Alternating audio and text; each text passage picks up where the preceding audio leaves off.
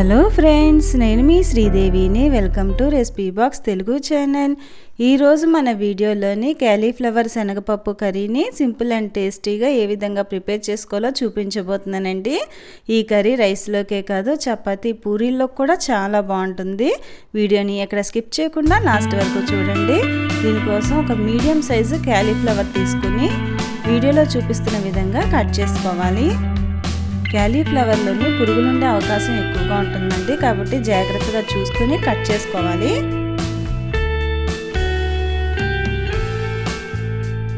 ఇప్పుడు ఒక గిన్నెలోకి వాటర్ తీసుకుని దాంట్లో కొద్దిగా సాల్ట్, కొద్దిగా పసుపు వేసుకుని కట్ చేసుకున్న ఈ క్యాలీఫ్లవర్ ముక్కల్ని అందులోకి యాడ్ చేసుకోవాలి.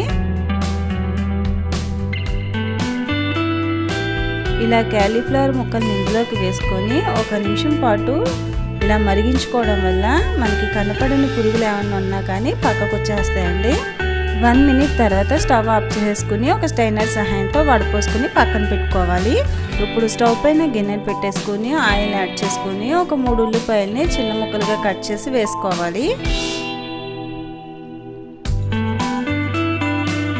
దీనిలో మీరు తినే కారాన్ని బట్టి ఒక 5-6 పచ్చిమిరపకాయల్ని కట్ చేసి వేసుకోండి.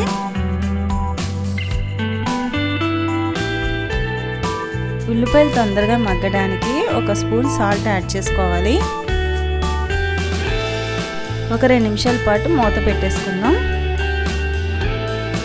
2 మినిట్స్ తర్వాత మూత ఓపెన్ చేసి చూద్దామండి. ఉల్లిపాయలు వేగిపోయాయి. దీనిలో ఒక స్పూన్ అల్లం వెల్లుల్లి పేస్ట్ యాడ్ చేసుకుని పచ్చివాసన పోయే వరకు దీన్ని ఫ్రై చేసుకోవాలి. ఫస్ట్ టైం ఎవరైతే మన ఛానల్ని విజిట్ చేశారో మన ఛానల్ని ప్లీజ్ సబ్స్క్రైబ్ చేసుకోండి. దీనిలో ఇందాక పక్కకు తీసి పెట్టుకున్న క్యాలీఫ్లవర్ని ఇందులోకి యాడ్ చేసుకోవాలి.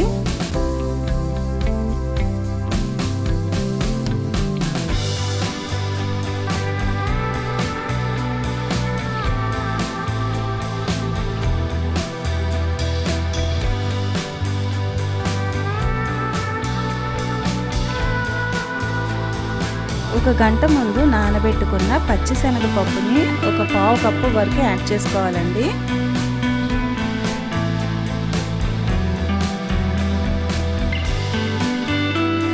ఇదంతా 1 నిమిషం పాటు ఫ్రై చేసుకోవాలి.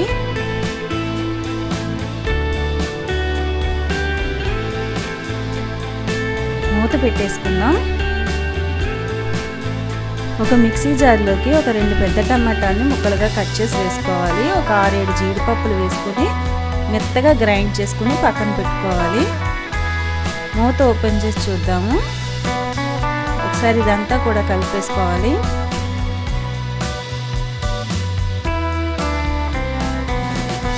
మనం గ్రైండ్ చేసి పెట్టుకున్న ఈ టమాటో ప్యూరీని ఇందులోకి యాడ్ చేసుకోవాలండి. ఇది ఒక 2 నిమిషాల సేపు ఫ్రై చేసుకోవాలి.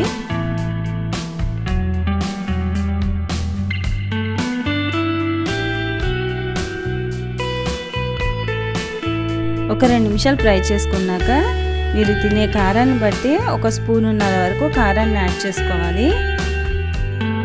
ఒకసారి ఇదంతా కూడా కలిపేసుకుని దీనిలో ఒక గ్లాస్ వాటర్ వరకు యాడ్ చేసుకోవాలండి. సాల్ట్ అది సరిపోయిందో లేదో ఒకసారి చెక్ చేసుకుని సరిపోకపోతే అడ్జస్ట్ చేసి వేసుకోండి.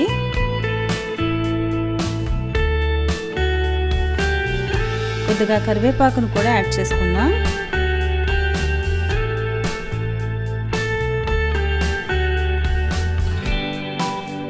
మూత పెట్టేసుకుని మంటని లో టు మీడియం ఫ్లేమ్లో ఉంచుకుని ఒక 5 మినిట్స్ పాటు కుక్ చేసుకుందాం అండి.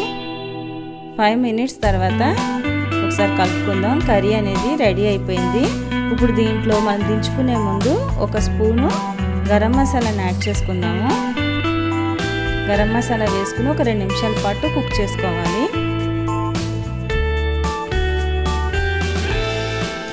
లాస్ట్లో కొత్తిమీరని యాడ్ చేసుకోవడమేనండి. అంతే అండి, ఎంతో సింపుల్ అండ్ టేస్టీగా క్యాలీఫ్లవర్ శనగపప్పు కర్రీ రెడీ అయిపోయింది. నేను చేసిన రెసిపీ నచ్చినట్లయితే ప్లీజ్ లైక్ చేయండి. మీ ఫ్రెండ్స్కి, ఫ్యామిలీ మెంబర్స్కి వీడియోని షేర్ చేయండి. మరొక మంచి రెసిపీతో నా నెక్స్ట్ వీడియోలో కలుస్తాను.